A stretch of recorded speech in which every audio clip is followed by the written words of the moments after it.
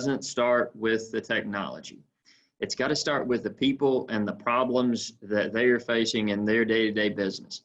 And then it's the marriage of those problems with the technology to allow the solution of those problems more efficiently, faster, better than what we've been able to do before. If we start with technology and we just drive it from that angle, then you got to go, okay, I got this technology. What problems can I solve with it? Which is a very difficult thing to do. It's much easier to say, okay, what are the challenges that I have in my business today? And then reach out to our digital trendsetters, our folks that are on the cutting edge of technology and say, I need help solving this problem. What technology can help me do that? And then that marriage and well, that relationship is much easier to forge versus doing it the other way around. So again, it starts with the people, not the technology. And it starts with the people from the standpoint of what are the problems that they're facing and how can technology help solve those. I think from that standpoint, it's very simple. Anybody that even, you don't have to be in the automotive industry to answer that one. It's the electrification and it's also autonomous drive features. Those two elements are changing the automotive industry in huge ways. You know, if you just look at electrification, it's not just about batteries and electric motors.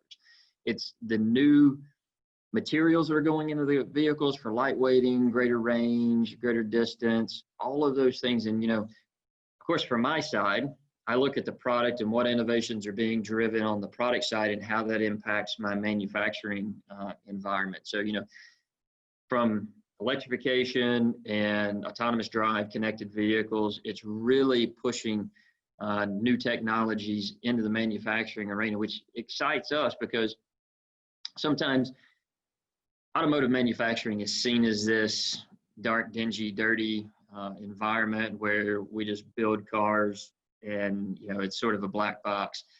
And through what's going on with product innovation, it's innovating the manufacturing side and making it, you know, more cutting edge from a technology viewpoint as well. And then, of course, Industry 4.0 layered on top of the product innovations is just going to accelerate that, which for me, it makes automotive manufacturing one of the most exciting industries to be in today. And if you look at the inward investment and, you know, and some of the companies that are popping up to provide Industry 4.0 and connected solutions in the automotive industry, is one of the hottest segments out there today for new startups. So a lot of good things have happened over the past 5 years, but I'm really excited about the next 5 years and where the automotive industry is going. Yeah, collaboration. Whenever you're in the facilities, whether it's, you know, a vehicle manufacturing facility or a powertrain, it's easy to collaborate because people are there.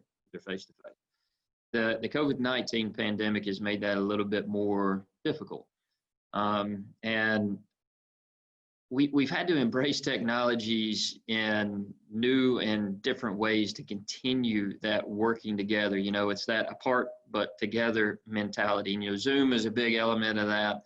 Virtual reality can be a big element of that. But making sure that people don't use COVID-19 as an excuse to, oh, we can't progress this because we can't get together. Well, we can still get together. Let's leverage technology to allow us to progress the technology that we want to on the shop floor. And, you know, that continued collaboration, that continued discussion is really helping us not only advance what we already had in the pipeline before the pandemic, but really to explore some new technologies as well, because the one advantage that COVID-19 has given us is the opportunity to step away and think about things from a different perspective and expand our minds a little bit on what the capabilities of technology really can do. What problems that maybe we didn't have time to really face up to and say, okay, how do we put in a solution for that problem because we were in the whirlwind of our daily activities? We've had a chance to step away and say, you know what, I can apply technology A to problem X and get a great solution. And, you know, people, I know through my digital acceleration team, I talk to them via Zoom probably more than any other one of my groups, and there's always something new that's coming up. Hey, what about this? These folks are looking at this. Do you think that?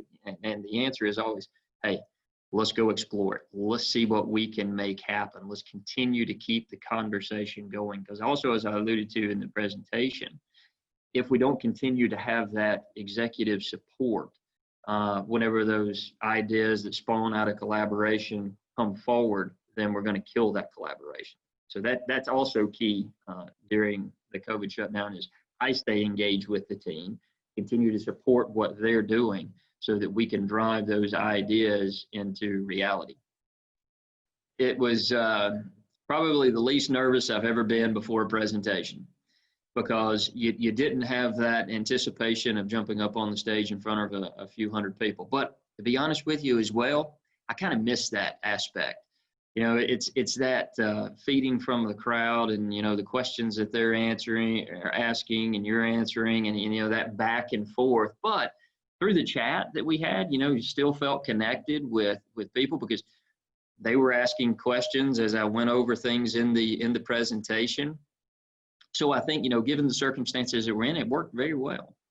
I think it was good, given the conditions that we're in, and, we talked about collaboration already.